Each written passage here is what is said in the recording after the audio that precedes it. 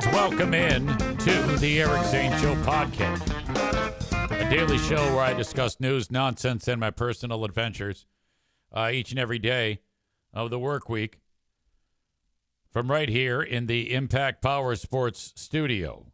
You can find Impact Power Sports at impactpowersportsmi.com. Perhaps you're looking for a Yamaha golf cart, or perhaps an ATV, UTV, motorcycle, go-kart, you name it, they have it at Impact Power Sports. They are in Rockford, Michigan. So nice to have them on board. Their website again, impactpowersportsmi.com. We're rolling on another edition of the Eric Zane Show podcast. And I want to get right to the good news. The good news is our pal Jeremy. K-Zoo Jeremy. I have two fat people updates, former fat people updates. That's been a big trend here on this podcast for quite some time. I cannot believe it's been nearly 1 year since Jeremy started to take care of himself. I mean, we are knocking on the door of that. It does not seem like that long. But here we are.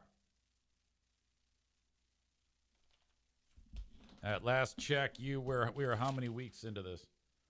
46 weeks into this. You are on your 47th week. And really, really a fantastic story. And he sent me an email, and I want to share it with you because I think it kind of encapsulates a lot of things in a nice way. The big fellow writes, so October 9th, EZ, which was about 1 month into Fatathon, I had a doctor's appointment. I was on blood pressure meds twice a day at that time, and even with the meds, my BP was 148/90. That's high.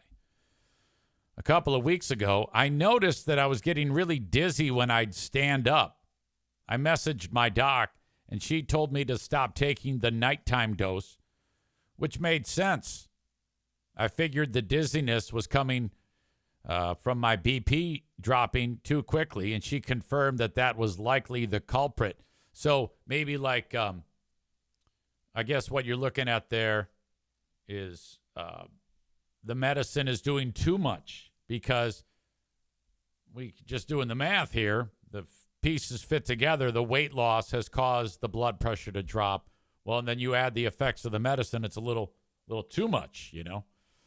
He says, anyway, I took my meds at about 2:30 in the morning most recently. So like the day he sent this yesterday, he took the meds at 2:30 in the morning. He sent it to me at just after 8 p.m. He wrote, it's 8 p.m. right now, so we're looking at 17 and a half hours removed from taking half of the dose that I was originally prescribed. And my BP is 129/76. Wow. The big fella writes, after a lifetime of having high blood pressure as well as a family history of it, I genuinely think I am a few months away from having normal BP, unmedicated, for the first time since like 5th grade.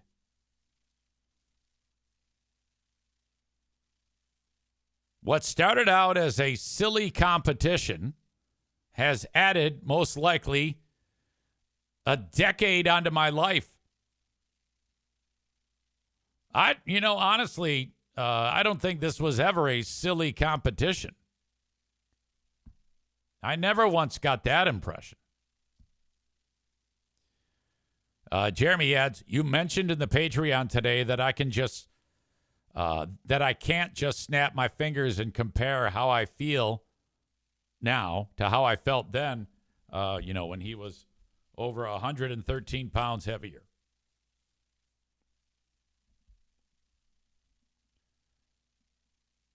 He says, that's very true. But a couple of weeks ago, I had to carry 40-pound bags of sand, 2 at a time, about 150 yards while I was at work. I could barely do it. My whole body was exhausted. I was out of breath, drenched in sweat, 80 pounds. And by then, I was probably down 110, so 30 pounds less than I was carrying around when I was fat as fuck. I added that.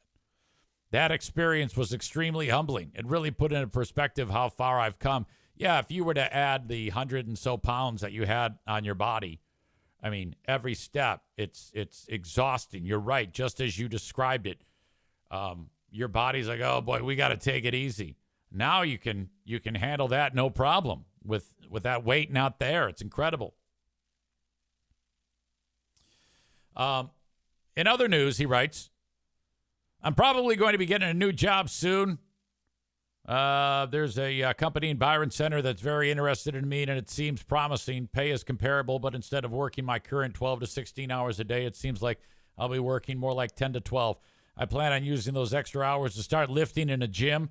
You've seen the pictures of my dad, his dad, Feach. He was ripped, and I kind of want to follow in his footsteps in that way, too. I've always wanted to start lifting anyways, but I was always so out of shape that I'd get discouraged super easily. Now that I'm in a healthier weight class, I think it's time to start getting after that goal. Being able to beat Becky in arm wrestling a contest would also be an added bonus. Yeah, she's strong as hell. Anyways, I made her hug me hard, by the way.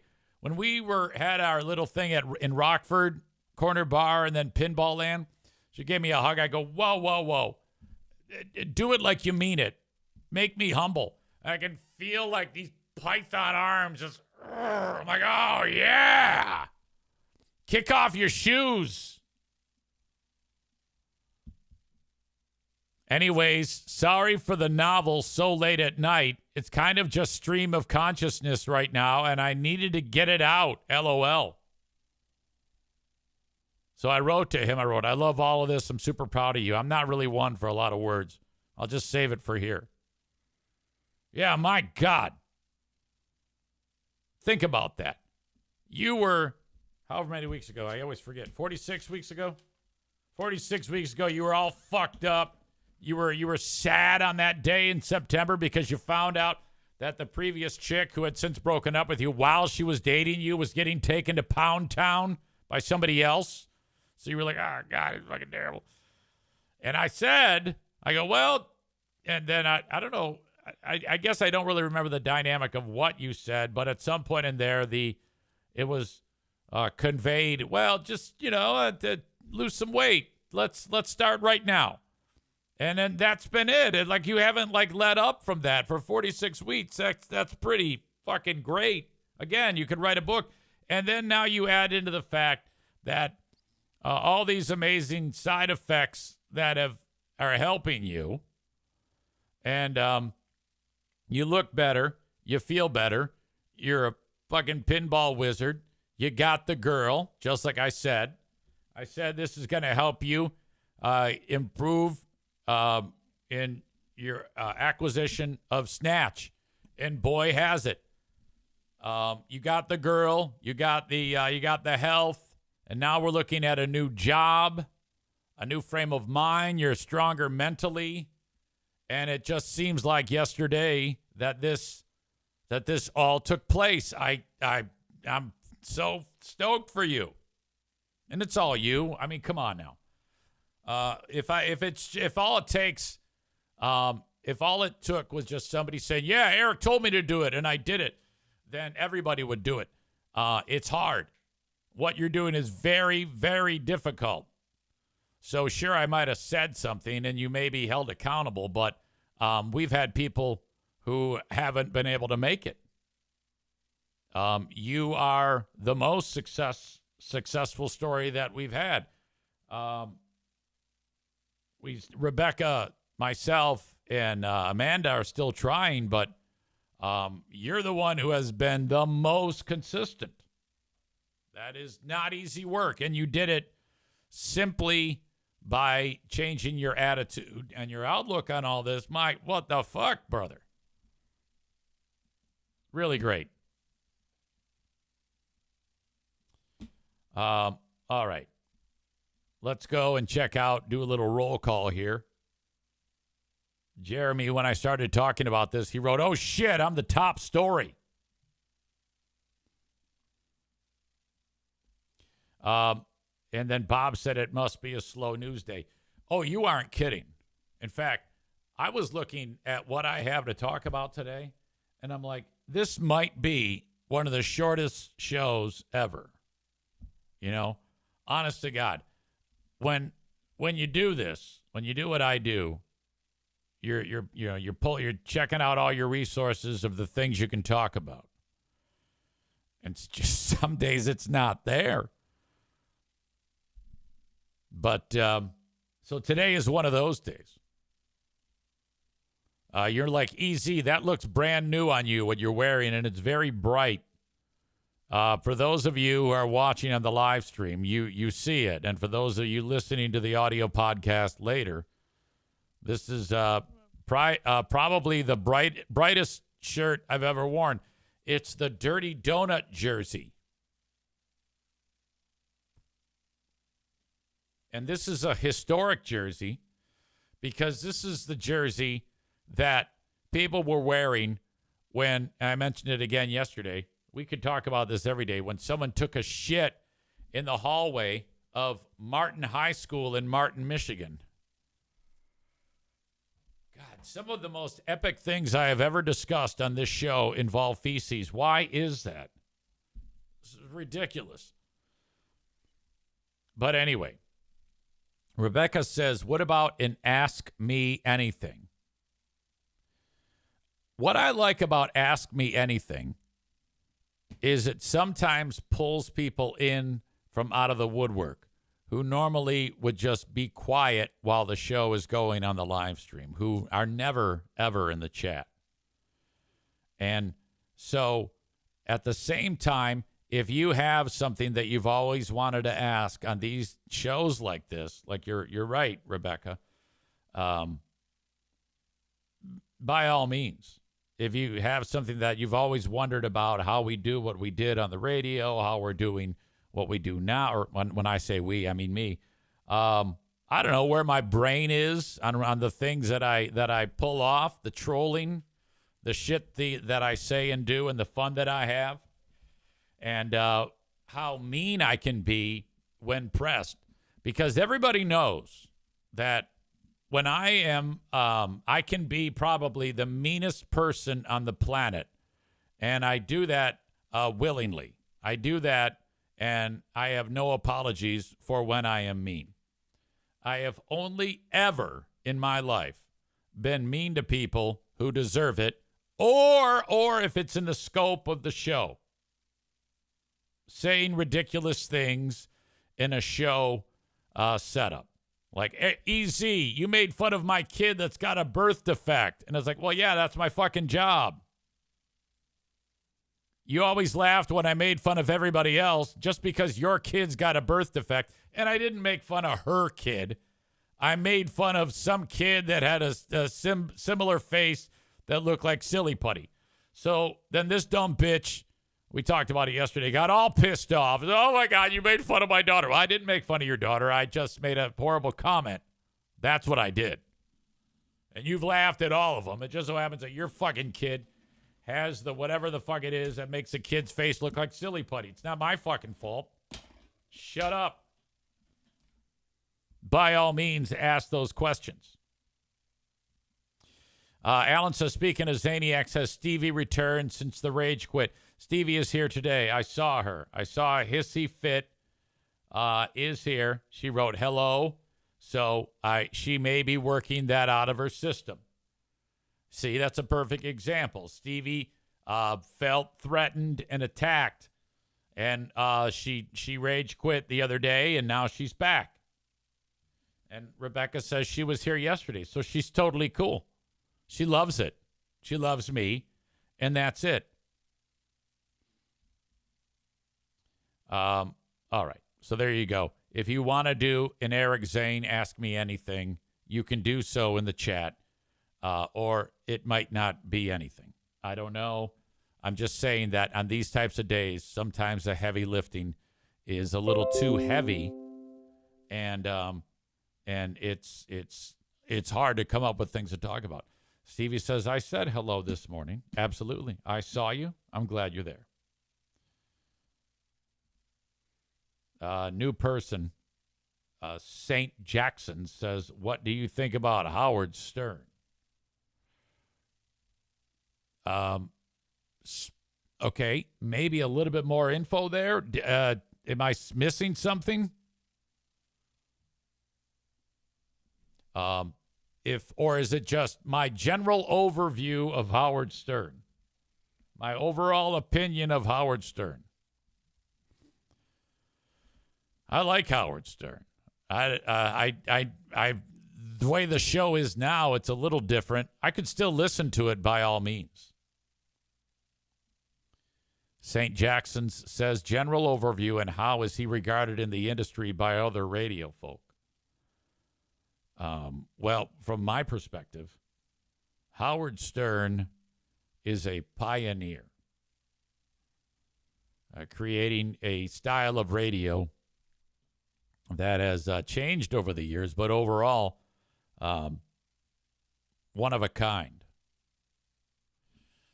One of the things, though, that bums me out about Howard has always been when he says that anyone who's ever done anything in broadcasting is imitating him. And I've never really liked that angle. It sounds ridiculous. Tophus says, shock jock stuff aside, Howard Stern is still an incredible interviewer. Sometimes. He has moments. There are times that I listen to him and I'm like, yeah, fucking knock it off. This is going nowhere, Howard. I actually think that I get more insight when I listen to Rogan interview somebody than I do Howard. When it comes to Howard and the shock jock stuff, you got to understand that at the time that was cool.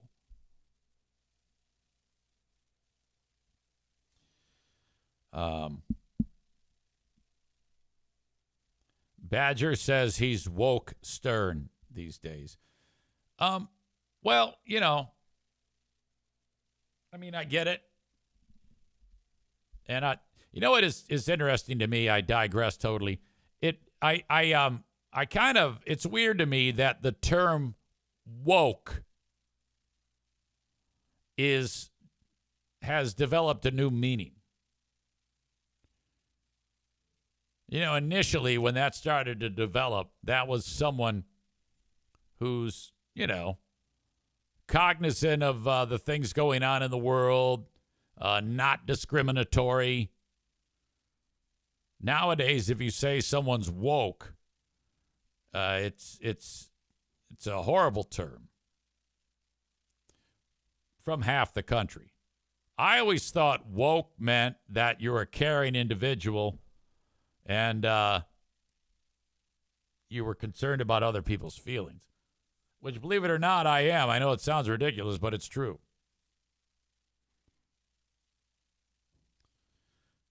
Cole with the question, who's a bigger pussy, Free Beer or Chad Zumock? Probably Free Beer. Jeremy says Howard nowadays is just really good at cozying up to celebrities and friends. Yeah, I think so. But, you can't deny what Howard has helped do for the radio industry. Not like because he sought out to help the radio industry, but I think that the uniqueness of him, I think, opened the door for a lot of other people. All right. I have another great email that came in from Nick the Black Belt. Nick the Black Belt has made quite a mark on this show. Now, this is the before picture of Nick the Black Belt. In this pic, the dog is sniffing tit sweat, it appears. What an adorable dog, by the way. And this is Nick now. Okay, here's Nick the black belt after dropping 100 plus. By the way, you look good bald. When there was still hair, you look like you're 95 fucking years old. Shave it off. Good move on your part. Because you look good bald. You look good bald. Jeremy looks good bald. Handsome fellas. But this is Nick. He Nick the black belt has gotten quite proficient at the defense arts, if you will. Self-defense. Fast hands, fast feet, great brain, and away he goes.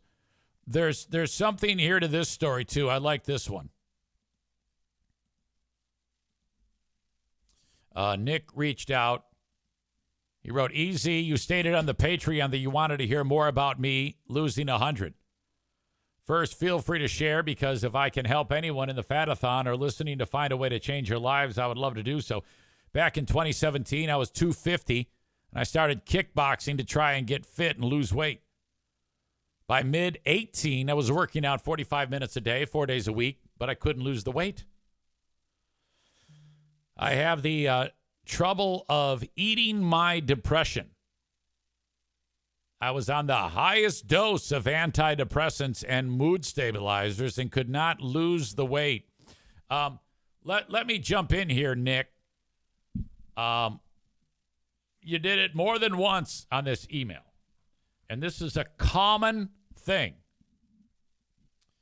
When you spell the word lose, there is only one O in lose. Okay? L-O-S-E. When you throw that second O in there, lose becomes loose, you fuck. Now, you seem smart. How the fuck could you do that?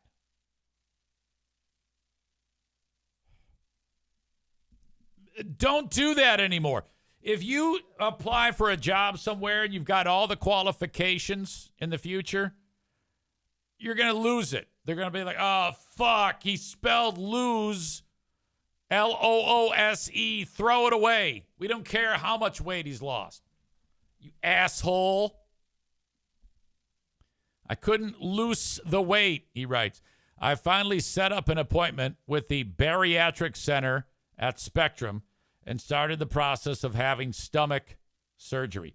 I chose to get a sleeve because it was more anatomically correct." I think what that means is they go in there and they put almost like a belt around your stomach. I think that is what it is. I did that versus a bypass. It has less complications.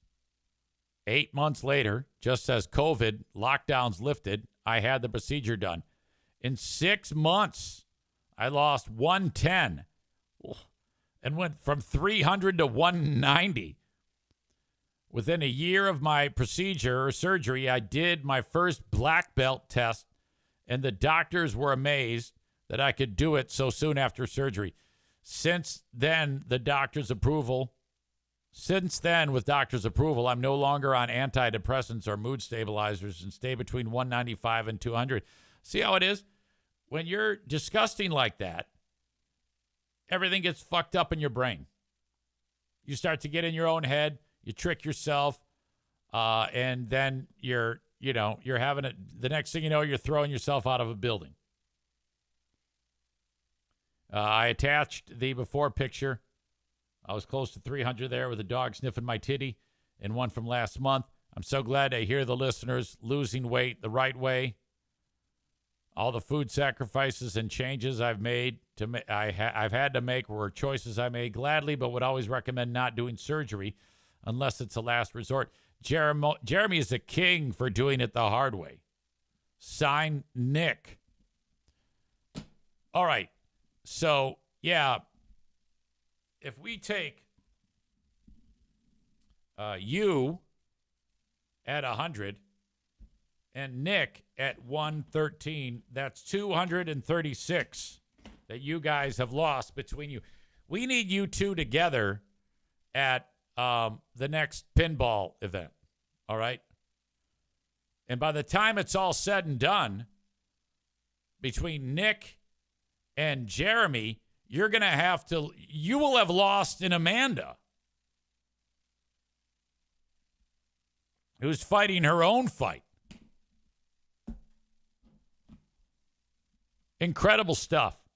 Incredible.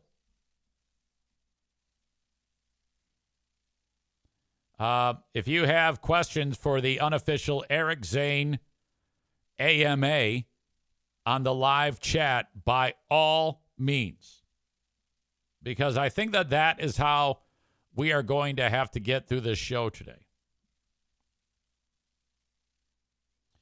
Rebecca says updates on 1, podcast with Queen of the Forest, and 2, calendar photo shoot. Okay, these are the updates. I haven't lifted one finger to make either of these happen. I think they are great ideas, and they should happen. They should happen. But we will see. We all know that if I talk about it on here, there's a fairly good chance that it is not going to happen.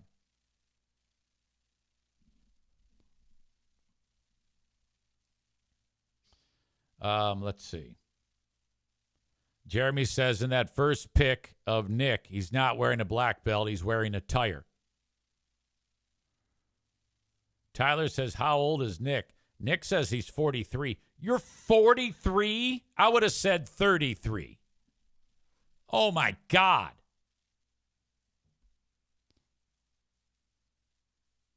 Megan is in the house. Thank you. Man Bun Chris says, Easy, Eric Zane Show podcast, Grammar Police. Easy, are you planning on the game tomorrow? Just trying to get a head count. Did I not commit? Yeah, I'll be there. God damn it. I think we had a conversation about that. We've got bald head care talk between Jeremy and Nick. So that's fun. Tophus is here. Eating your depression is seriously way too easy to do. Yeah, I think Tophus is a little bit of a chunky monkey as well. So I'm thinking that Tophus could probably, like, if you're depressed about anything at any one point, it might be because you're a chunky monkey. And we could, in 46 weeks from now, be talking about you ripped, laying tons of pipe. Just something to think about. Keep that in the back of your brain.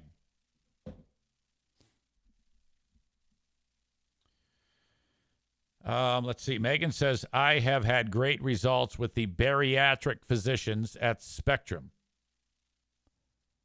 Okay, now that I wasn't aware of that. I don't know your medical history. Did you have that type of procedure done as well?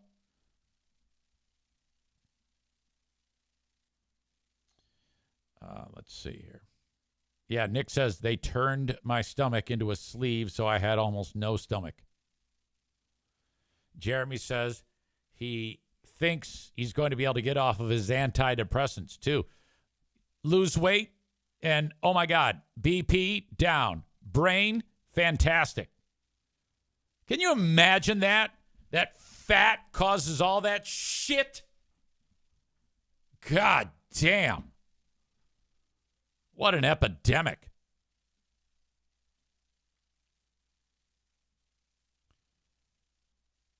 Bob says the pair of you lost Bob in weight. Megan says, way to go. It's not cheating by any means. Surgery is not easy. Yeah, who gives a shit? Just as long as you lose the weight. That's all that matters. Rebecca says, do we have another pinball event on the calendar? We don't right now, but we need to. Alan says, are you actually the admin of the Segment 18 Facebook page? It's a great question. It's an outstanding question. No. I was lying there, trying to get those people worked up by announcing that I own the page now. There is zero truth to that, but everybody believed it. In fact, Nick in Houston, he goes, "Oh my God, I can't believe that they gave you the admin rights." I go, "Yeah, I was lying about that." And he goes, "Oh man, I totally believed it." I understand that. That's easy to believe because I said it. And all you got to do is look somebody with a straight face and they'll halfway believe just about anything. But no, that was all bullshit, just in an attempt to get those people riled up. On Friday, when I posted that thing on the Segment 18 Freeburg and Outwings Facebook page, which is a fan page, I wanted them to see that video, but I also knew full well that this was going to result in days of promotion. And it had probably the greatest effect. It was the most successful ad campaign I have ever done, to put that out there. And then all I had to do is understand that these people were going to say terrible things about me. But that was very entertaining. That I was able to spend a lot of time having a great time engaging those people. And it was all good. It was all fantastic. And then there were so many people that were doing psych exams about me and suggesting that I'm mentally disabled and that I am abusing my wife and my family hates my guts. I mean, all these wild leaps in logic and jumps, generalizations about me and about what goes on. And it's like, Jesus Christ, these people are wound up. I really, really got them in a tizzy. The panties in a bunch. No one says I got you in a hissy. But no, I don't own that page. I was just being an asshole. But I'll probably say it again at some point because these people are dumb.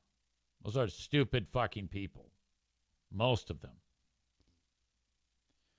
Maureen says, "Easy, did you remember to bring your new markers upstairs?" Not only did I bring them up, and by the way, thank you again for sending them. They're right here. I've already used the one. Thank you for taking care of me, madam. Clown of Carnage says, yes, 43, 44, 2 weeks. I don't know what that means. I lost the context. Rebecca says, you say that if you talk about it that it won't happen, but here we are and book club is happening. That's true. I just need to put my mind to it. The thing about the calendar shoot, all that's going to need is just planning, some wardrobe, some makeup, location scouting. We can do it all in one day. We just got to shoot it and then get somebody to make it, or maybe just throw it up on Etsy or some shit. You're right.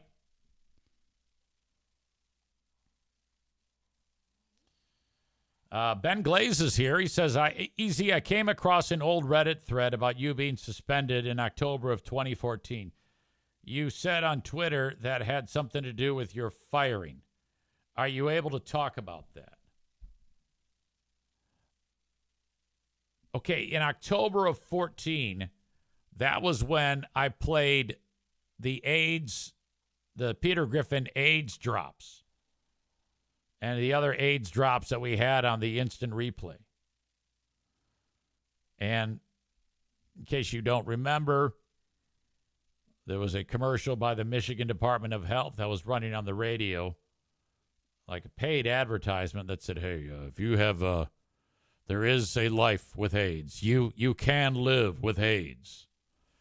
And then while that's playing with this heartfelt music underneath it and some guy saying, I have AIDS and I'm going to live, you hear like a comedian say in a drop over the commercial, will you just please die of AIDS?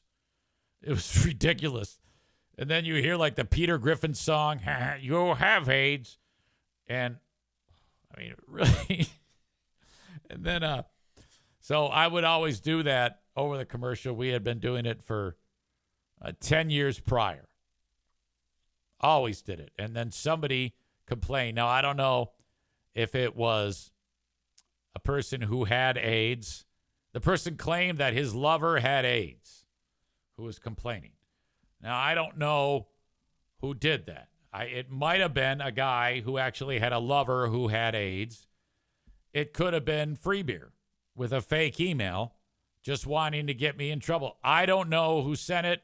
I was just told that there was a guy who was an AIDS enthusiast that said that. And so Russ called me in the corner office, and I'm looking at him like this. You got to be fucking kidding me on my face. And he goes, oh, yeah, that's a horrible thing. You're suspended. And then he wrote up a deal and said, if you do this again, you're fired. I was like, fuck, this is bullshit. So I went away. Ben said, you said on Twitter that had something to do with your firing. Yeah, that was my last strike. Or that was my second strike, I guess. I don't even know what the first one was. The third one was when I made fun of fuckface. I shouldn't say fuckface. Joel and I are cool. When I made fun of Joel's pants. That's, February of 16. I should point out that after the AIDS thing, Russ said I had to attend sensitivity training. And I said, okay, I will, whatever. And then he said, I go, well, you want me to seek this out and figure out the place that can do this? And he goes, no, I will. I go, okay. And then for several weeks, I would say, so boss, we got anything? Am I doing my training? And he said, no, not yet. And he never did it. So then I stopped asking. I was like, well, if you don't care, I don't care. Fuck you. So that's probably what I meant about that, Mr. Ben Glaze. Which, by the way, Thursday, we've got a Big Fraud Thursday. With Who Are These Free Beers, show number 62, and then the Ben and Eric Patreon podcast, show number 200. Oh, my God. And we have a very special show planned. It's going to be exactly like the previous 199.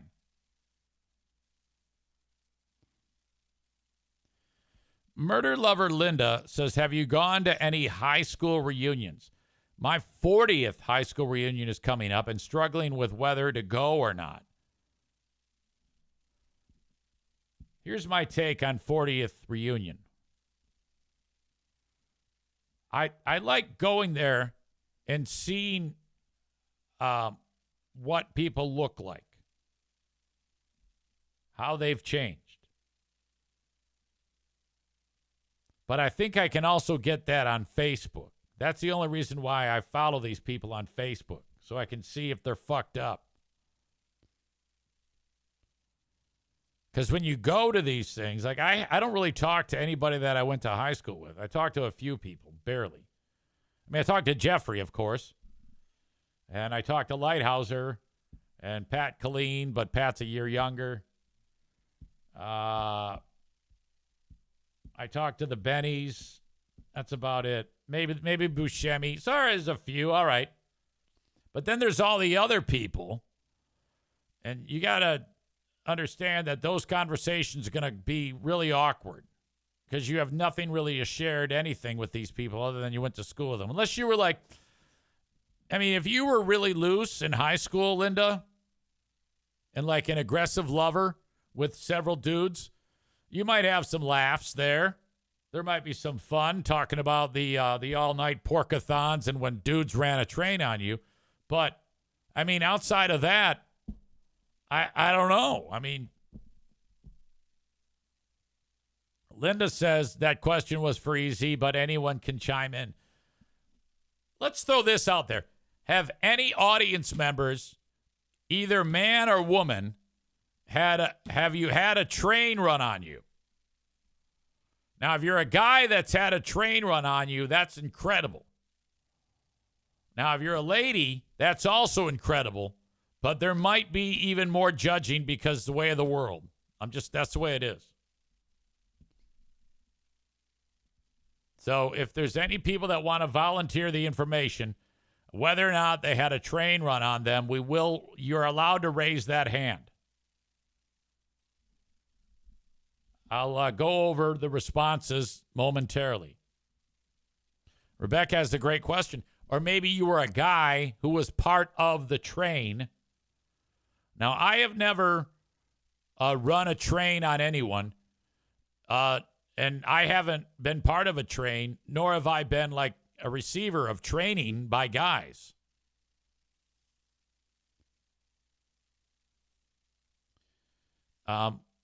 There has never been any type of absurd group sex in my life.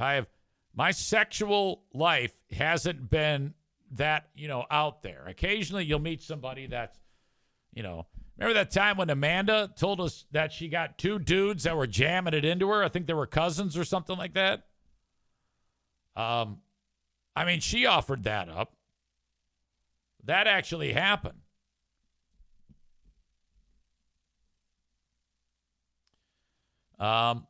Megan says, I've been working with them since just after my hysterectomy. I couldn't lose weight to save my life. I had AFib regularly and had severe sleep apnea. Wow. My God, I had no idea. Tophus earlier was talking about food. He says, and a lot of the issues is the shit they put in food, he says. Rebecca talks about Jeremy. He got the girl. He did get the girl.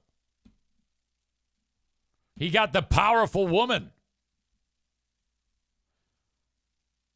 Man Bun Chris says, I haven't gone to any of those family reunions either. Still keep in touch with people I was friends with.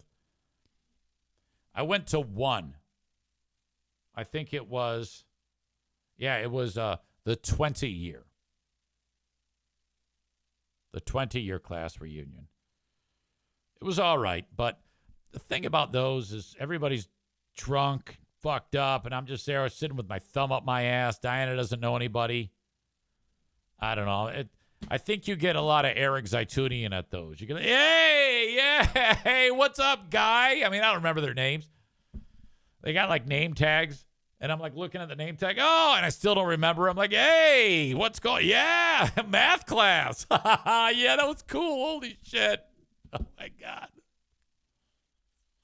No, I don't know, man. I might just do look at them on Facebook.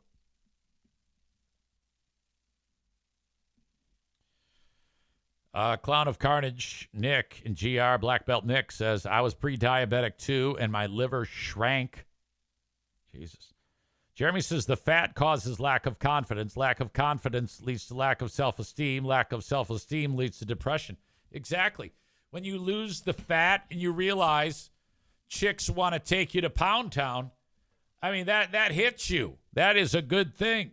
That's why you can't be disgusting. But you got to do something. You got to lift a finger. You got to do that shit for yourself. You're either going to do it or you're not. It's up to you. It's either you lose the weight, live, or you don't and die. Megan says no more sleep apnea. AFib is much decreased. Hormones are better, and so is my anxiety. No surgery, diet changes, and meds. Outstanding.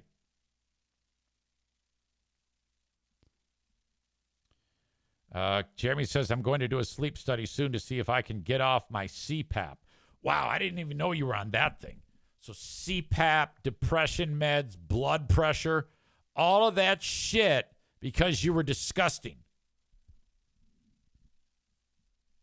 Cole with a great question. Do you think Free Beer and Hot Wings are aware of who are these podcasts? Probably. That's a pretty popular show. It's not as popular as who are these broadcasts, but it's pretty popular. Megan says to Jeremy, I sleep so fucking well now. And then Nick says, I'm still on my CPAP, but I had apnea before I got fat. Easy, did you see Ben's question? Yeah, that was the one I already covered. I'm always behind on these. I'm just getting caught up right now.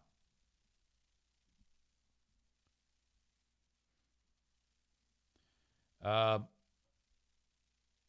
most disturbing thing I saw was that people who love Maitland and Tommy and want more of them. Yeah, that just goes to show you there's someone for everyone. You can be just a nice person and be a success on the radio. Now, if she was alone hosting a radio show or with Tommy, I mean, it's unlistenable. These people can't do anything when it comes to verbalizing. They don't have the wits. They don't have the chops. They don't have the experience. And they don't have the talent. These aren't talented individuals. They've been at it long enough. They should have some degree of acumen at this point. They do not. They're terrible.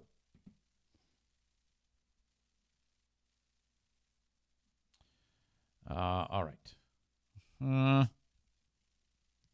David talking about me and the age drops. That was funny every fucking time.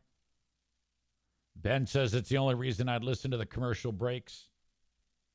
Where's Russ at these days? Russ runs the Riverbank run. He's a douche. Man Bun Chris says, what was your last interaction with Greggy? I texted him when Norm Macdonald died. They played a clip from when I had Norm Macdonald on the show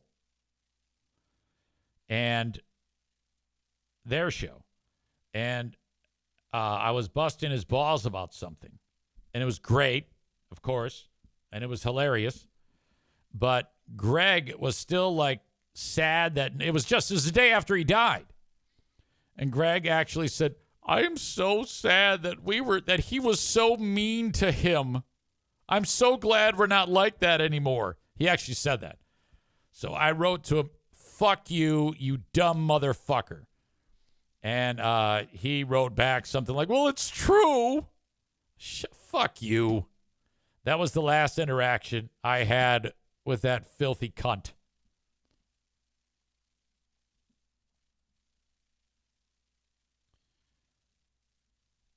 Alan says everyone has to show easy their feet. Oh, don't tempt me.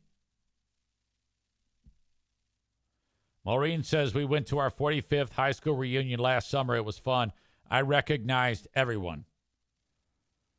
Maureen says I probably look better than 80% of them, believe it or not. Oh, I believe that. I believe it's more like 100.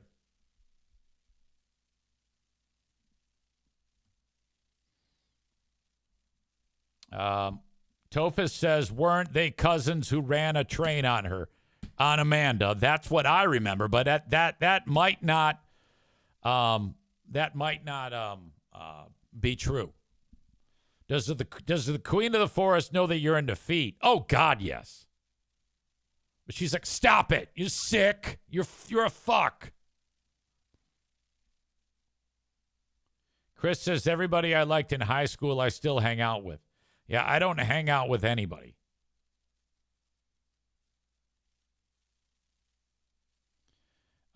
Linda says she was never a slut. That's a terrible term for someone who likes lots of sex. I mean, you can't fault someone who likes lots of sex.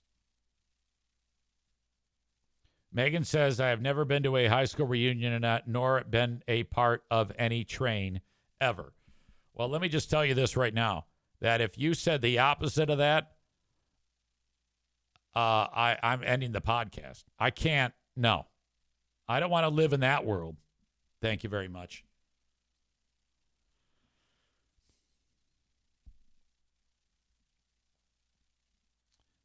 Peach Doobie.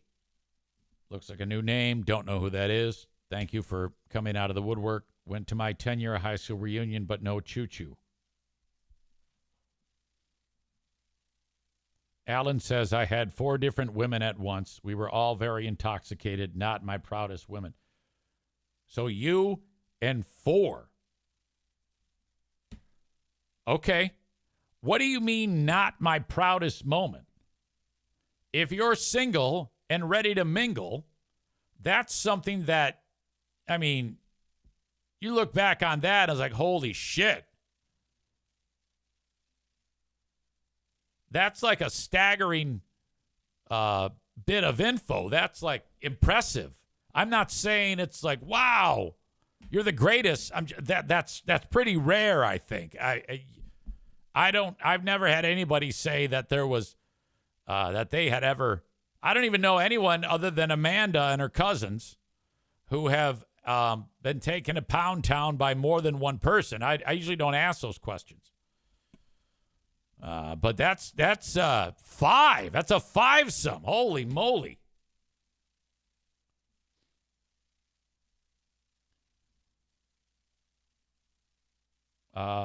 Megan says, I went on an Amway train to Chicago. I think you mean an Amtrak train. Matt is silly. Molly says, I've been out of school for 10 years. I never got invited to the 5 or 10 year. Well, I think you got to seek it out. You know, you got to, sometimes that people fall through the cracks.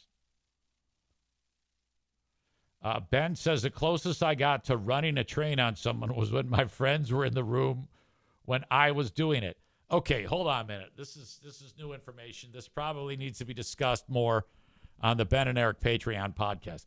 I don't know. I don't recall ever discussing this because I probably would have had questions. So you are getting it on with someone and your friends are in the room. Were they like watching you? Or were they just like hanging out?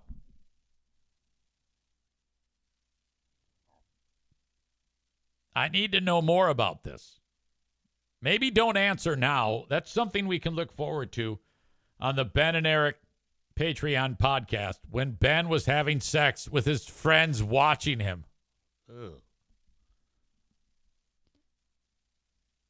Ben says it was talked about on FBHW when I was an intern. They were watching. I can't believe we talked about that. I don't recall that.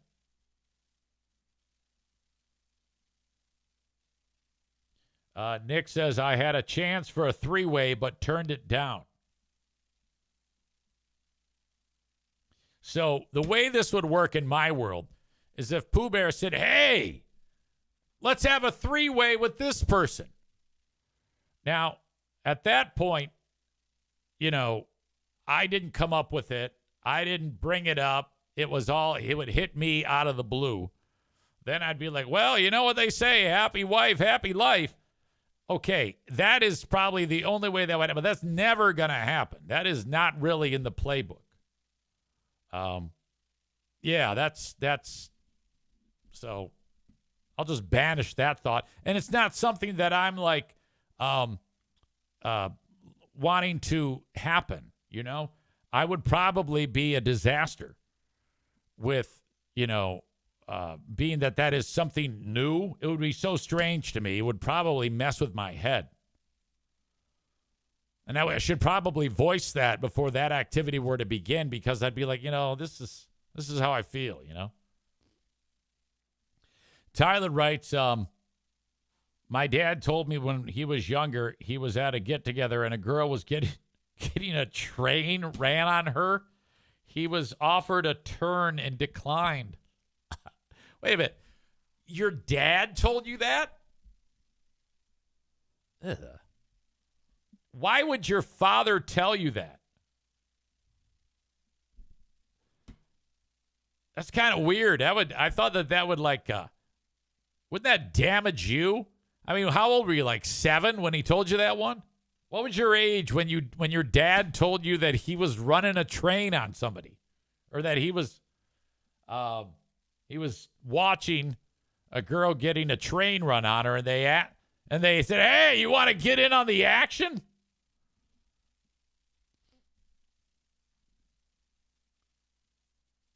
All right. More talk about trains. Didn't the Zaniacs try to get you in on one on WBBL? Oh, yeah, that was referenced all the time. I forgot all about that. I try to banish that. But I don't like having sex with women who have genital warts that look like there's large fungus on vagina lips, which is what that would be.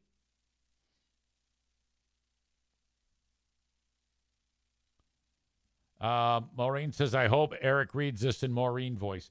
My train had only one car.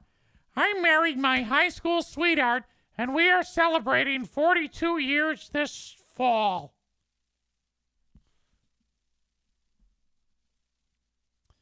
All right.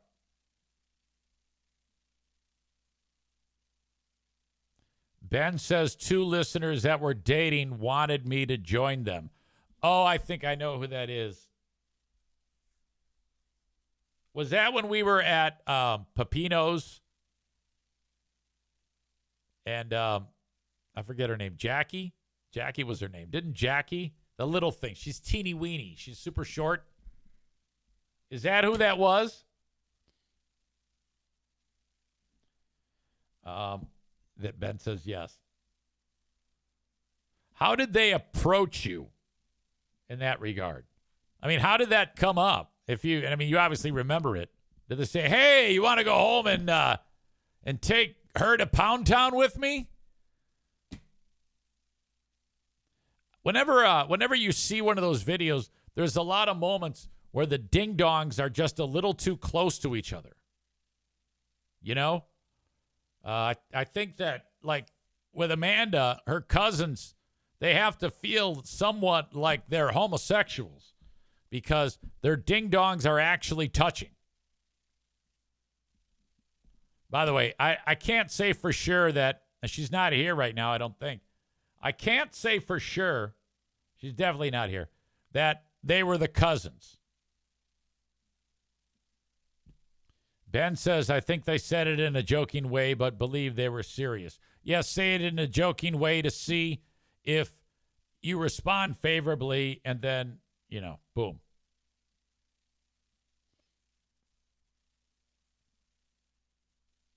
All right. Did you see the post on the Segment 18 page attempting to out one of Joe's exes, saying she got him fired? Yeah, I saw that. If you remember the young lady, Rachel, who's like younger than my oldest daughter. She was the one that was in the relationship with Joe. And then she posted on Instagram about her abuser. And that was the end of Joe. She lives in Chicago.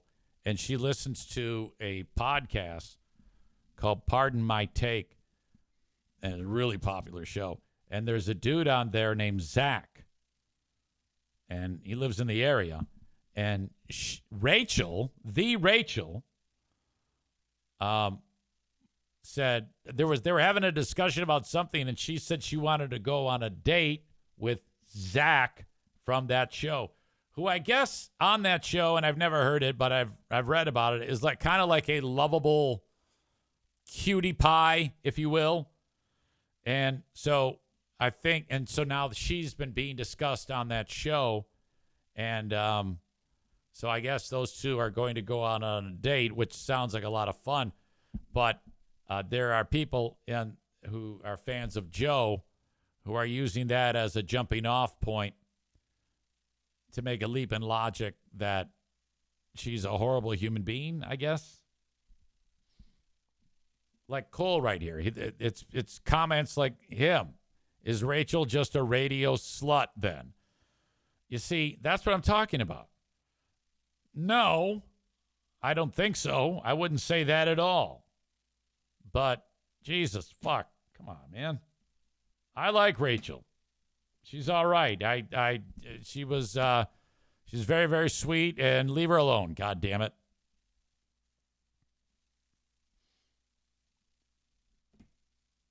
Let's see, Luke. At my 5-year reunion, my friend and I were the only ones to walk around and talk to everyone. Otherwise, they sat in their same high school cliques. So we loaded up the social ones, and we went to another bar. Badger says, I wouldn't either with a broken crank. Yeah, that's exactly right. What a disappointment I would be.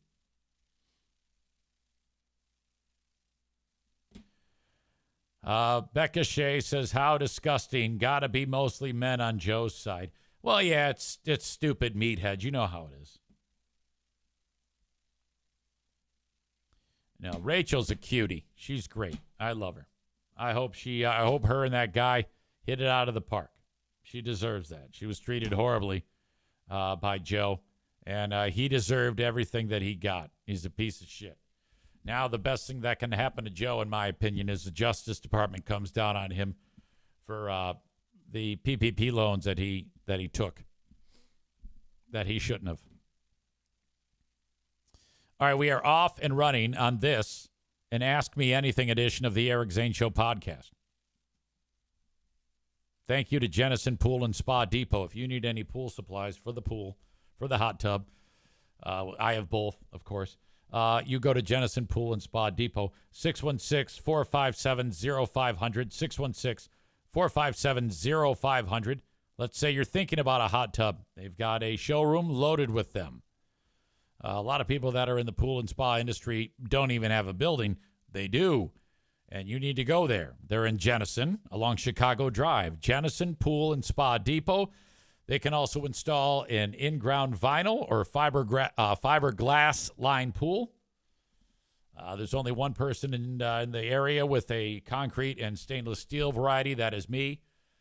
616-457-0500 for Jennison Pool and Spa Depot.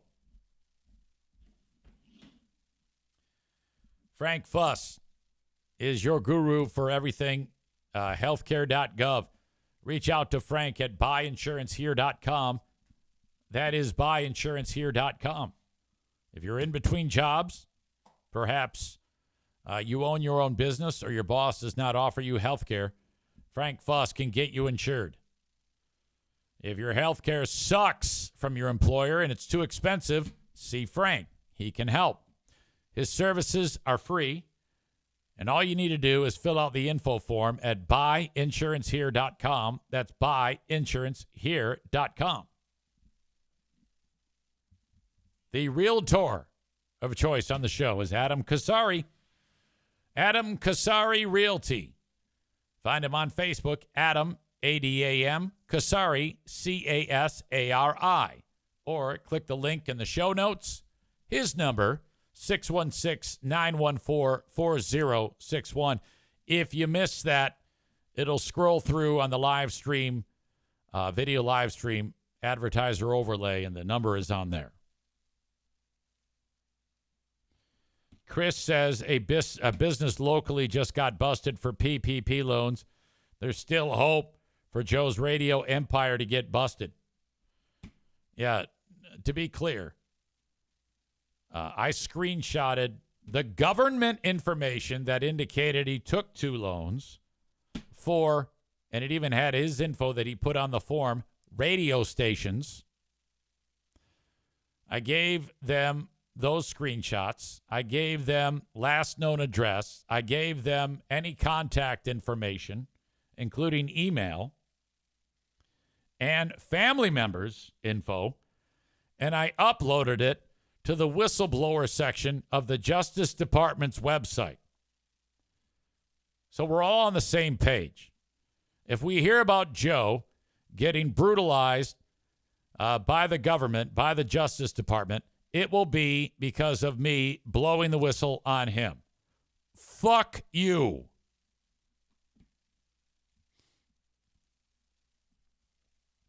Piano Fingerbanger says anyone in the government who would actually care has been fired by now.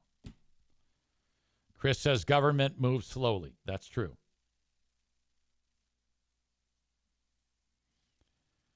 Tofis says, how did Joe get radio stations? Well, that's the thing.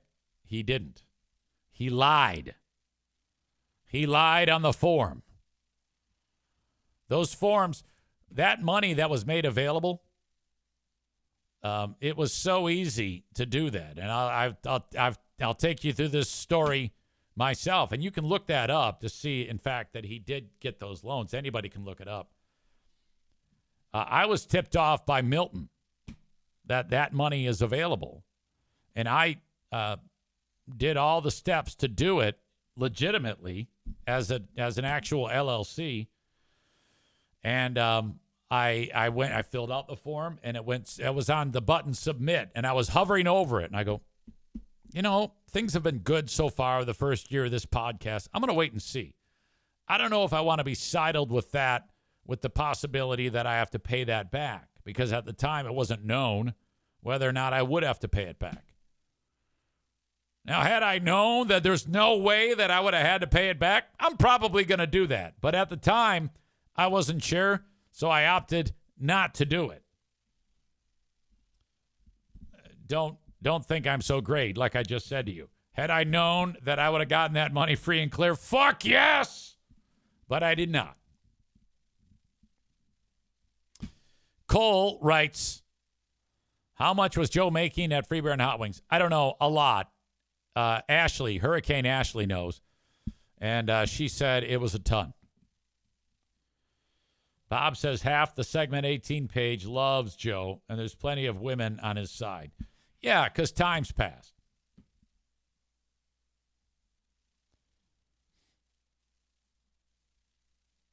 All right. I'm going to take a quick break, come back with more. You guys hang there for me, please. If you have any more questions on this, and Ask Me Anything edition of the Eric Zane Show podcast, by all means, we'll keep that going. And I'll be back. Stand by.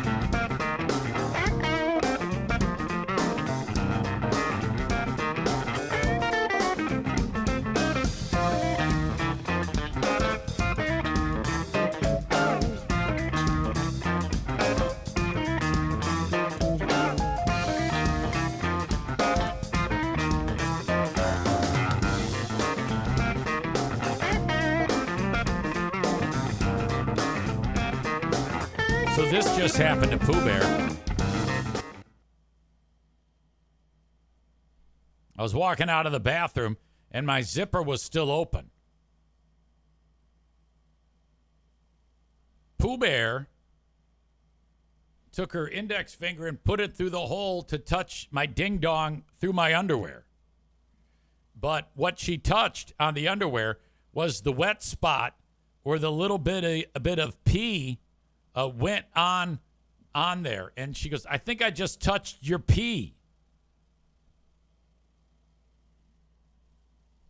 Yeah, that just happened. And then she goes, I think I just got pee on my finger. I go, yeah, I'm pretty sure you did. My God. All right. God, there was something else I was going to talk about. Piano Finger Banger says, dude, you got to dab it with a piece of toilet paper. Do you do that? I don't do that. It just goes in the underwear. No big deal. Right? Show of hands, dudes. Do you dab your pee-pee head with a piece of toilet paper? Wipe your pee-pee off?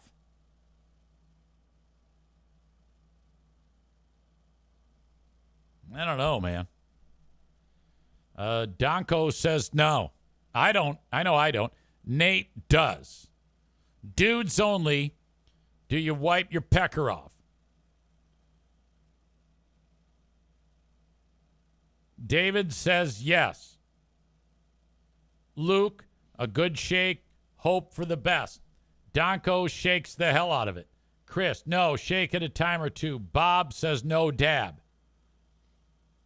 Nick is a no dabber. Scott is a no dabber. Ben with just let it dry like jizz on your tummy. Jesus. Young Adam Schwab, no. Piano Finger Banger is a shake plus dab method. Tyler says not usually unless I know it was going to be used by somebody else soon. Shake, then push up on the taint ball area. Donko says I use the TP to wipe the rim of the bowl off. Keeps my wife happy. Oh, God, man. I don't do any of that.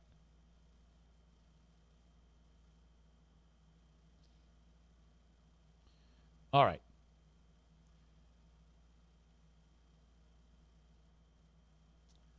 Rich says, I'm curious if he will ever reveal the reason Kelly and Ross divorced. Ross told him, but told him to keep it quiet. Now that they don't talk, maybe Easy will spill the beans. Well, I would, but it's slander. So I don't want to do that. I mean, the only reason why is I'm more concerned about the legal ramifications of what I would be saying. Because it's literally his word against hers.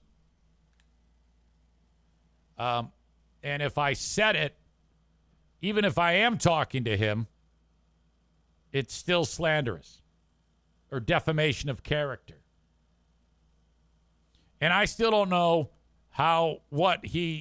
if everything he was telling me is true or not. I have no idea. Maureen says start off with allegedly Easy. Yeah. No, I'm not going to do that. Because then I get into my own head and I get fearful that something is going to happen to me down the road. And I don't like putting myself through that type of anxiety. And I don't know if he's crazy or not, frankly. He might have issues.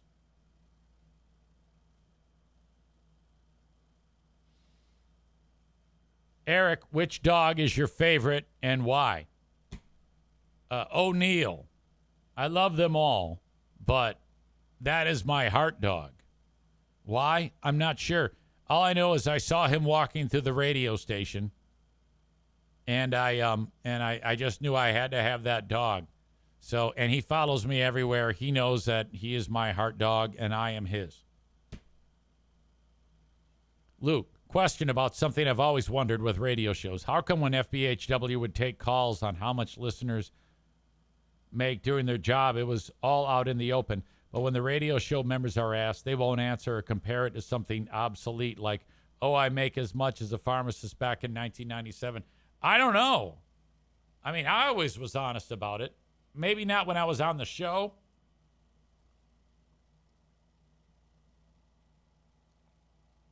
That's a good question. Young Adam Schwab says, is this an AMA? Late to the party. Yeah, I'm lean on material today.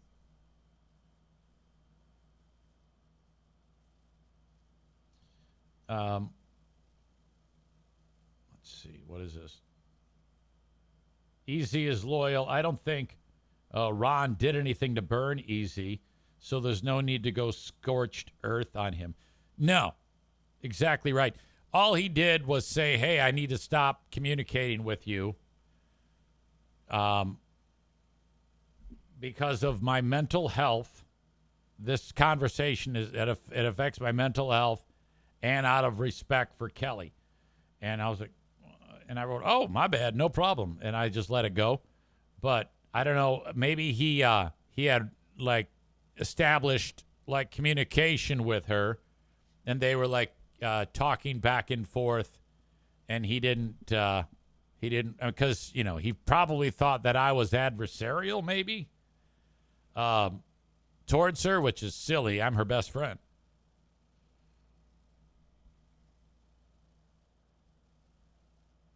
Badger says, what a weirdo. David, any updates on the sale of the fraud bus? No, I had one offer. It was way low. And he wanted a counter. We gave it, which was a slight concession, not much. Because I'm asking 124.5. And I knocked it down. He wanted 92. I was like, fuck you. And so my guy said, knock it down to 120 easy. And I go, all right, but that's it. No more.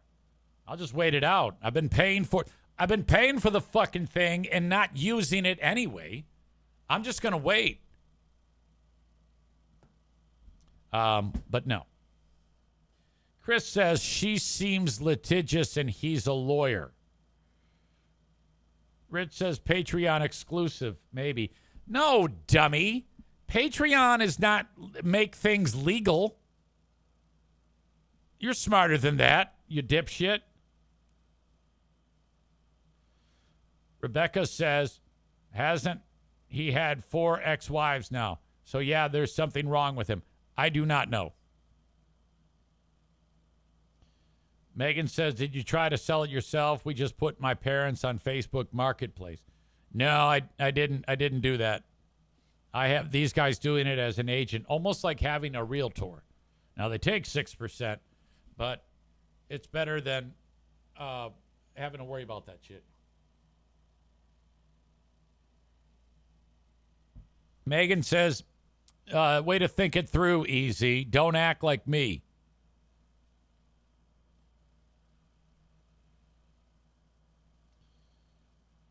Piano Finger Banger says, music question. Why do you think Bob Seger is never mentioned alongside guys like Springsteen and Tom Petty? He was huge around Michigan and tons of radio play, but for some reason doesn't get the same recognition despite an incredible catalog. I couldn't tell you. I lose sight of the fact that he isn't as big as those guys are and were for Tom Petty.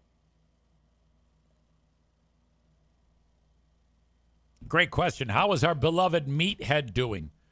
He's fine. He still remembers me. He's got a very short memory.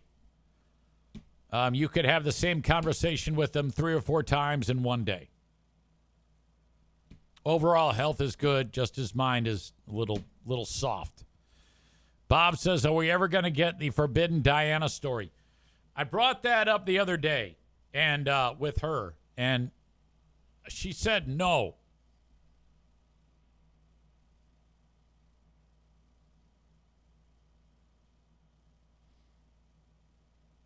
Maybe if I bring her in, she can add some insight to that.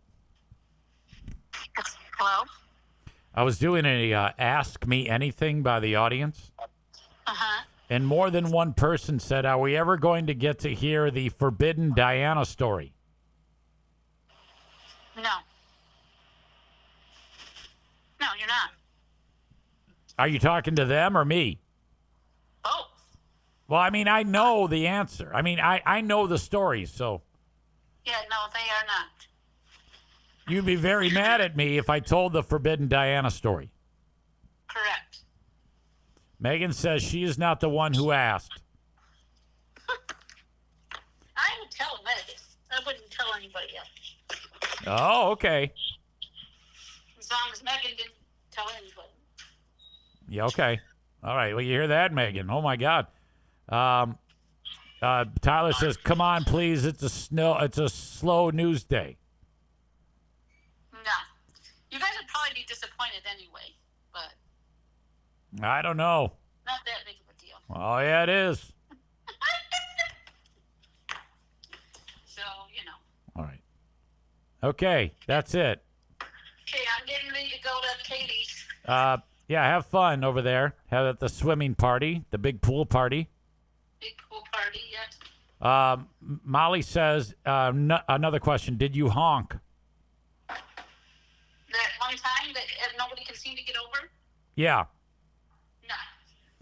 Aram says, at least she can tell us why she smashed into Hot Wings truck. Okay, gotta go. Okay, bye. Goodbye. How is life with the newlyweds living in your basement? Easy. They're not in the basement, actually. They've got their own bedroom. Everything's great. I want them to stay. Luke, with actually that email you got of the girl with the disability reminded me of the time when Freebeer said good eye to that chick with the fucked up eye at the hockey game. I don't remember if it was you or Hot Wing. We were both there for that one. What an idiot. The lady had a fucked up thyroid, which, if you were to look at side effects of that, your eyes bulge out. And it was so odd looking. Like they were barely hanging on to stay in the eye holes. The eyes are hanging on for dear life. Like if she tried to push out a fart, I think her eyes would have just drooped down like a couple of fucking tether balls.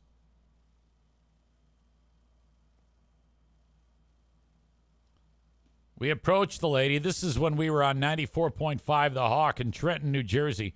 We were at the Trenton Titans hockey game. And we wandered over, and every 5 steps, someone's like, oh, my God, love the show. Oh, my God, love the show. And this chick goes, I knew that was you. I could see you down on the ice. An idiot goes, yeah, good eye. Good eye? Alvings and I go, oh. Right away, we made this face, and he's like, what? What? I go, you fucking, look at her. Look at her eyes. Look at her eyes, asshole.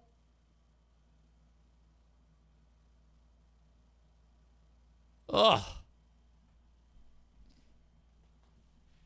Someone's walking out of here with a new truck. He's standing next to a quadriplegic.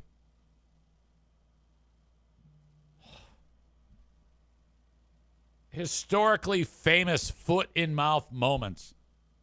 Tell your husband I said hi. He died. Oh.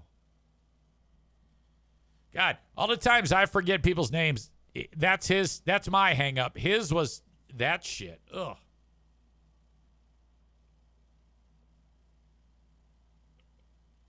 He died, followed by the guitar sting.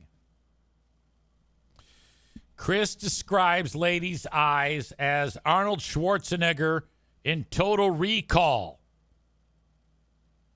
Like when he's laying on the surface of Mars and his eyes are flying. 2 weeks, his eyes are flying out of his head like that. That's what the eyes look like. That's how bad that was.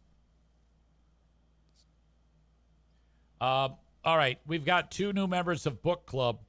I don't have my book in front of me. It's the Nikki Sixx book, The Heroin Diaries. I heard from someone that I haven't heard from in like almost 10 years. Aaron Fortenbacher, Aaron F.,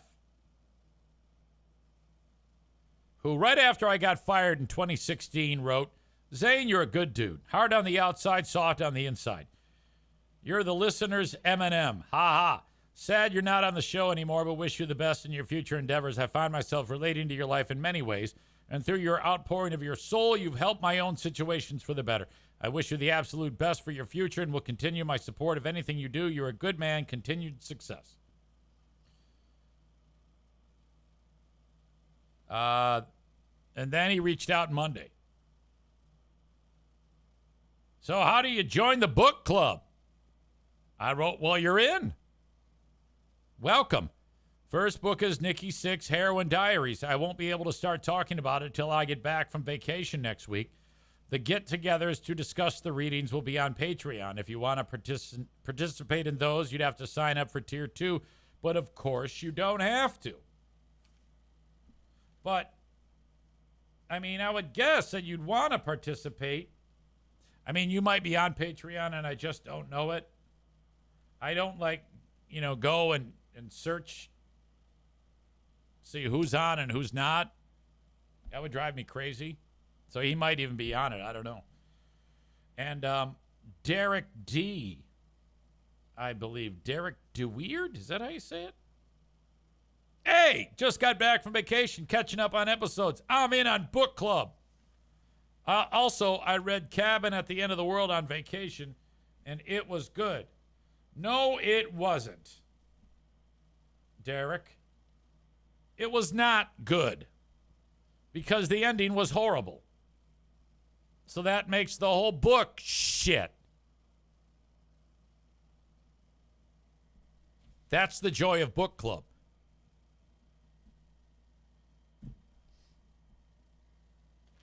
All right. So that means Nick in Houston, Stevie, Twat, Chris K,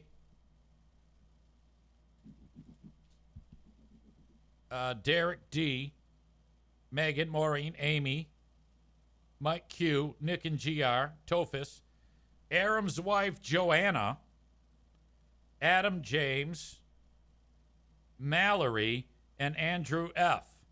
1, 2, 3, 4, 5, 6, 7, 8, 9, 10, 11, 12, 13, 14, 15, 16 members of the book club. Since we're not going to have our first meeting till after I get back, Becca Shea says you missed me. You're on here, but I must have just not said it. Sorry. Becca Shea. Read the rest of this week. Read the rest of next week. And then we'll meet next week. The week after that, I should say. Next week, I'm on vacation. But we should probably come up with a day that we're going to do the book club Patreon show. Looking at my calendar. You want to do a Monday the 28th? Does that sound like a good time? Monday the 28th, 6 p.m.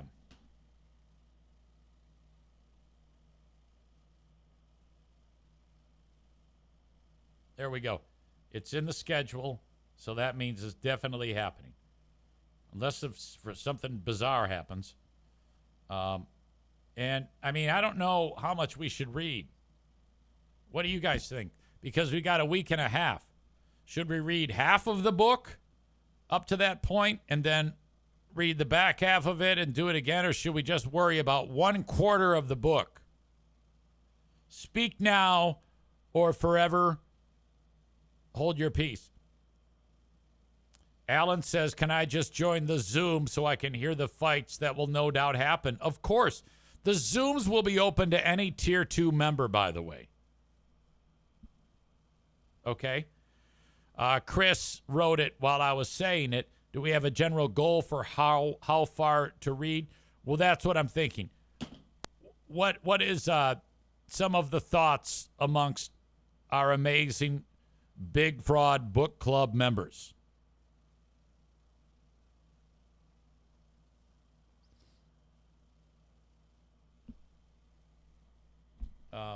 Unless you want to read the whole thing, I don't know. I mean, we got a couple of weeks or week and a half. I'm kind of figuring this out as we go.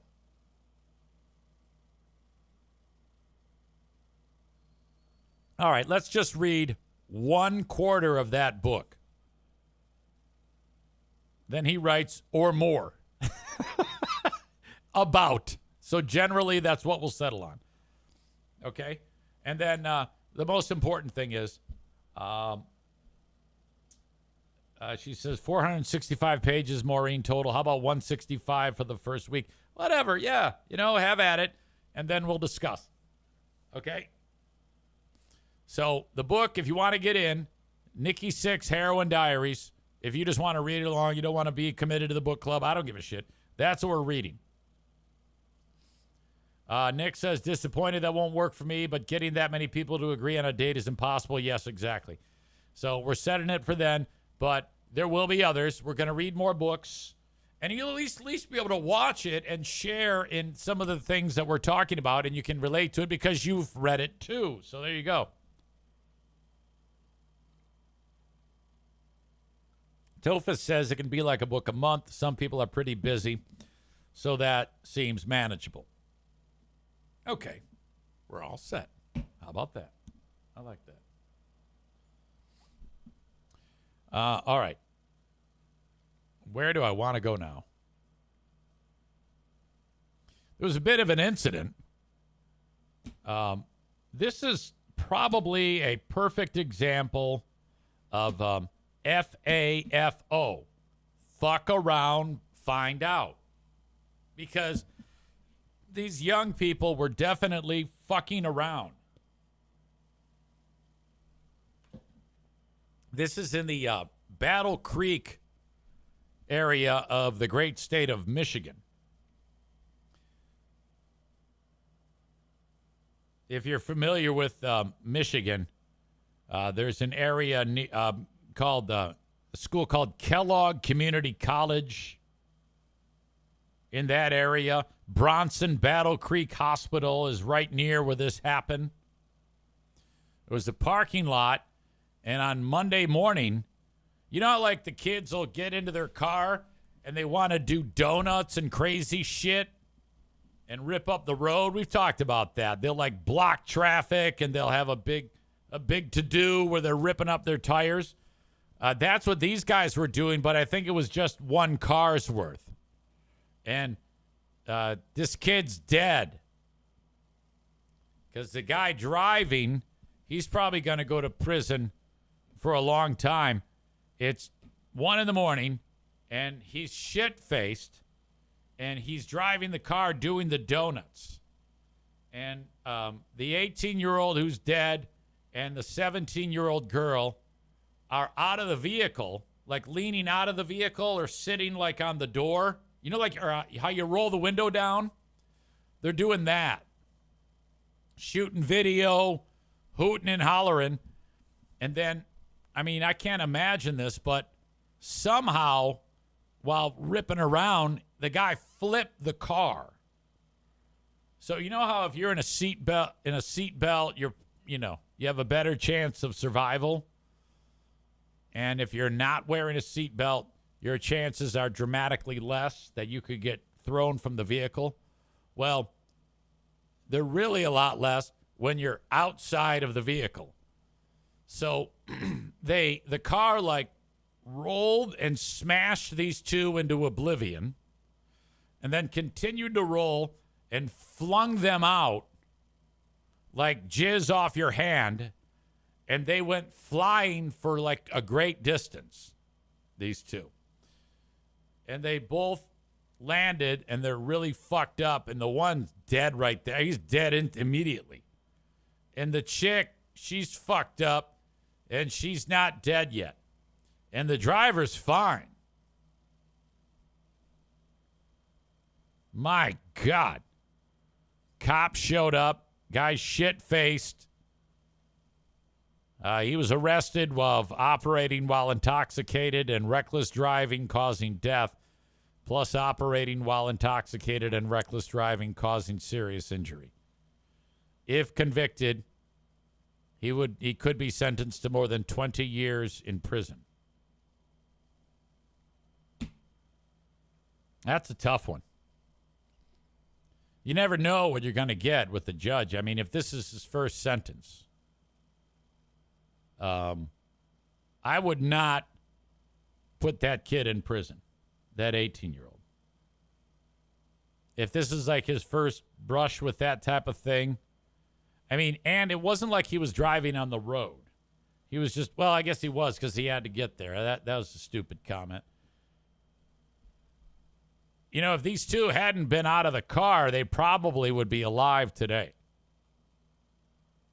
You know, 18-year-old, your brain is, I mean, a stupid kid for sure. But I don't care that that the kid died. To me, the guy who died, that's his own fault. And the chick who got fucked up, that's her fault. They should not have been riding outside of the vehicle. So Judge Eric says in a shocking sentence, I'm giving you probation. You lose your license for a significant amount of time. You're going to pay a fine, and you have a lot of community service, but you are not going to go to prison for those people dying.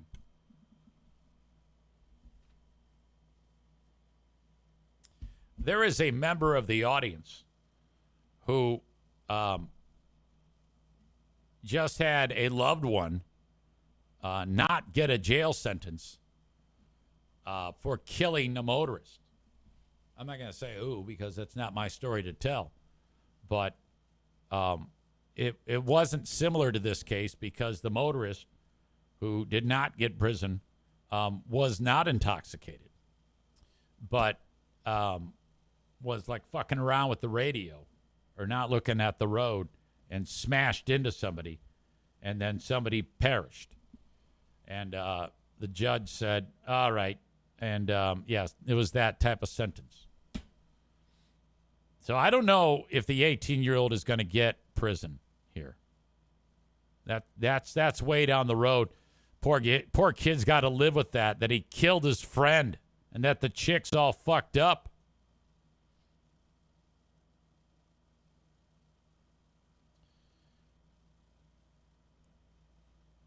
Luke says, what was Larry the Cable Guy like in an Eric Zane Ask Me Anything? And do you still like him today?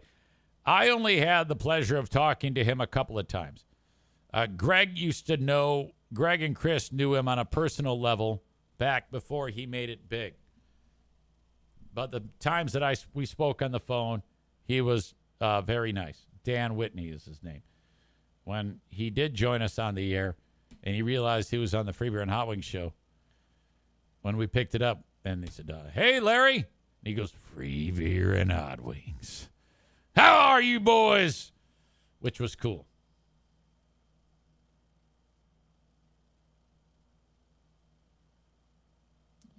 Becca Shea says, God, kids are stupid. Yeah, I wouldn't. That's no different than something I would do. That's something that I would do, that type of maneuver. In fact, I got not arrested, but I got a ticket for riding outside of a vehicle on Woodward Avenue in Detroit. I've told that story before. My buddy was driving my car. I was drunk, and I had the window rolled down, and I was seated at the top of the door over the roof of the car at 45 miles an hour rolling down Woodward drunk. And I got a ticket for riding outside of the vehicle. Dofus says, have the Ottawa assholes been up to shit? I haven't heard anything out of those people ever since they lost the majority in the county commission.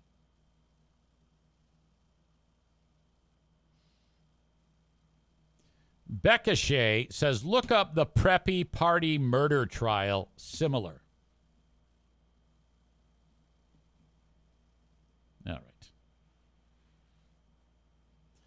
All right. locally, how about this? This is, thank you, Jeremy, for sending it along. The Kalamazoo County Attorney weighs in. This is in Galesburg, Michigan, where you're never too far from some crazy fucking bastards. This black couple got their truck vandalized with swastikas and N-words engraved on it. And while I'm here, if Becca Shea could maybe keep that in the back of her mind, because Becca Shea, she gets racist shit happening to her all the time because she's married to a black guy. And if you could maybe regale us with some of the nonsense that you have to put up with from time to time, because people who get pissed off that black guy is married to white woman, we would love that. It just gives us a great example of how stupid some people are. Let us get into this story right now. Thursday morning, Jason Harris's Ford F-350 Limited was vandalized at his Galesburg home. A racial slur on the driver's side door, swastikas on both sides, the tires slashed, and an unidentified liquid poured across the doors, even damaging the paint. Neighbors alerting Tanisha Crenshaw Harris and Jason That's the dude right there. while they were on their honeymoon The hat backwards. in St. Thomas. That's Mrs. If it was just vandalism, that's a different It's pretty. thing. If it was just some kids messing around, but once you see the N-word and the swastika, it takes it to a different level. A hate crime carries a felony, and based on the damage to Harris's vehicle, Sheriff Richard Fuller says the individuals responsible Dick could face Fuller a is the 2-year name of the felony sheriff. and a $5,000 fine. Neighbors gathering with Tanisha and Jason, offering their support in And any you way like this. they can. They say they're disgusted with what happened and that it is not representative of their neighborhood and the community they've created. You know, to have This is a big boy right here. so much hate in your heart, to go out of your way to do this to such kind people, I think it shakes you up a little bit. It doesn't matter color of your skin or any of that. Yeah. In the early and hours then of the neighbors Thursday get morning, together, they Jason come over, they offer their support. Personal foul, unnecessary roughness, number 90. What the hell was that? Yeah, you want to get to the bottom of that. Becca says, I just get dirty looks. I tend to have tunnel vision, or I'm in my own little world, so I don't notice it too much. My husband has some horrible stories, though. Oh, God. Makes me sad.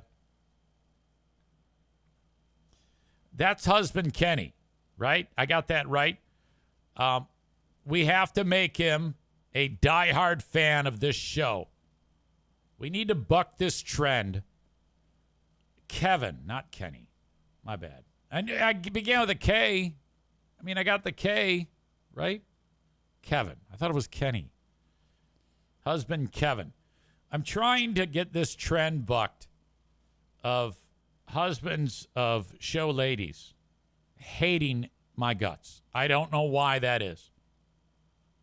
Maureen's husband wants me dead.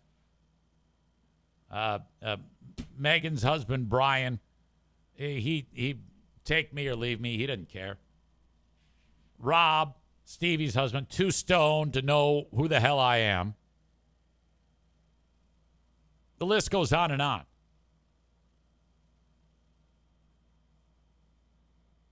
Maureen says he does not. That's not true at all. When you're driving around listening to Big 101.3, and I'm like, hey, that's the Beach Boys. It's full Eric Zaituning. That's the Beach Boys. Love them. Rest in peace, Brian Wilson. Hey, we've got another hour of nonstop hits coming up right here. I play that, and then he's like, oh, fuck that. He's a total cock to me.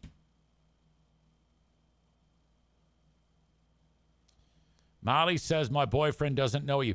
Yeah, introduce him. It'd be a big hit. I need the attention. I need more people in here. Megan says, I think you've won Brian over. He's Team EZ now. Yeah, but he's busy listening to stupid sports podcasts and shit like that. I was like, come on, man. Alan is in Wisconsin. He says, my wife doesn't believe that you and I message back and forth about FBHW. She said there's no way you're actually talking to EZ. We used to listen to FBHW together in high school. I'll tell you what. I'll send you my phone number. And then you call me, and I'll call her. Or then you put her on and say, hey, somebody wants to talk to you. And then we'll blow her mind together. How does that sound? Megan says Brian does like to talk about travel baseball. So if you could incorporate that into the show. Cole with the suggestion of Asshole of the Day, Eric Zane Show podcast, women listeners' husbands.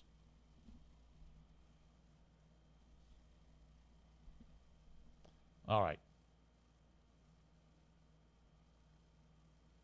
Thank you, as always, to the people that help make the world go round in a financial setting. Actually, you all do in a financial setting.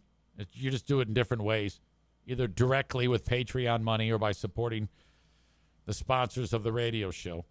Irvine's Auto Repair, Grand Rapids Hybrid, one of them. We go way back. Many, many years together. I remember when Megan had mentioned it to me, and then finally I had gotten around to approaching Irvine's when we were together. She brought it up again at Kids Food Basket in the year 2019. And I said, okay, yeah, who do I email? And then the rest is history. Great longtime sponsor. Even better friends. I love them so much. And her feet. 616-532-6600. ervines.com. ervines.com. They can help you with your car, your EV, your hybrid with their tech team. We just had the catalytic converter replaced on Madison's car, and I'm so thankful for them and the job that they did. Thank you, Irvines. There's racing at Berlin Raceway this weekend. By the way, I just talked with the folks at Berlin, and the next time I go there is going to be August 23rd. Now, I only have two more appearances there, August 23rd and September 13th. At both of those, we've committed to me doing a bit at the announcer's table called Uninformed Race Announcer, where I'm going to be, because there's a race announcer. Jeff Striegel does the announcing, and he knows all the drivers' names and their numbers and all that shit. I don't. So he's going to say, all right, Eric Zane, uninformed race announcer, take it away. So the bid is me going, all right, red car. Oh, he hit blue car. Shit like that. It's going to be awesome. So I will be at Berlin on the 23rd of August and the 13th of September. One of those is going to be the Coleman Lutz 500. But there's racing this weekend at Berlin. Get your tickets online at berlinraceway.com. When you get them online, you save $5. You have to 11:59 p.m. Friday night to get your tickets at the reduced price. Parking is free, kids under 15 free, and you can bring in a cooler or a bag with all your snacks. No glass, no alcohol. Easy is due for a haircut. King's Room Barbershop, Caledonia, Northland Drive, and at 821 36th Street. So good, those people over there. Thank you. Haircut's going to set you back $21. Get it at King's Room Barbershop. $21 plus tip. The website, kingsroom.net, for everything you need. Exact locations, hours of operation, schedules. It's all there. King's Room Barbershop, where guys and chicks who like short hair get their hair cut.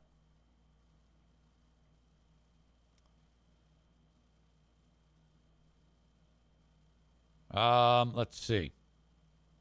Megan says, I get to meet Becca soon.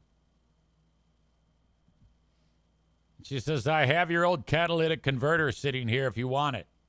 Otherwise, it's getting donated. You can donate it. Gregar1 is new and says hello. Hello to you, Gregar1. Welcome to the show. I'm asking that you follow it so that you can know when I go live again. Glad you're here. We were just about to start a segment called People with the First Names of Gregor.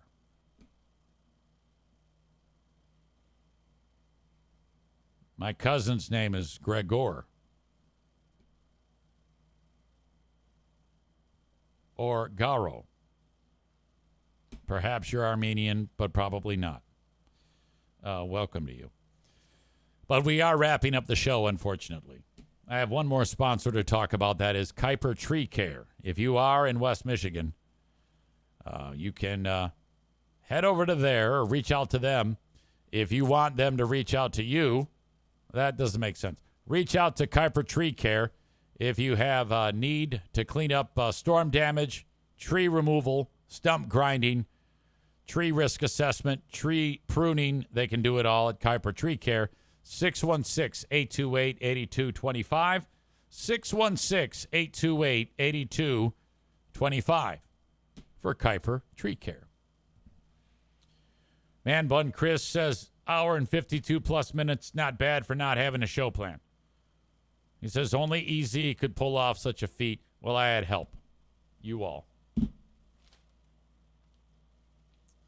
All right. I have exhausted the things that I am to talk about. Thank you for participating on an Ask Me Anything. I will regroup and be back with a Patreon show a little later on. Before I get to that, though, it's important to note that we have the Asshole of the Day with my brand new markers from Maureen. Thank you very much. I'm not even sure. Cole had a suggestion for Asshole of the Day, but I don't even remember what you said.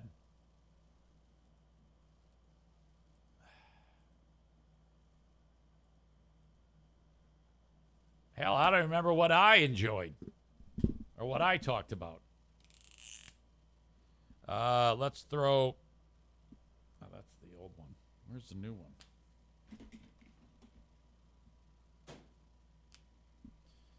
one? We'll just make it the segment 18 crew again because they're still kicking up their heels. Why not? What the hell? Thank you so much. Segment 18, Asshole of the Day. We're getting numerous responses saying they enjoyed the atmosphere of the show, fueled by audience questions. Thank you so much. I appreciate all of that. That makes me feel good, and I owe it all to you. Enjoy the rest of your day if I don't catch you on Patreon. Till then, Cole says women listeners' husbands. I don't know about that. I'll talk to you on the Patreon. Thanks, folks. Bye-bye.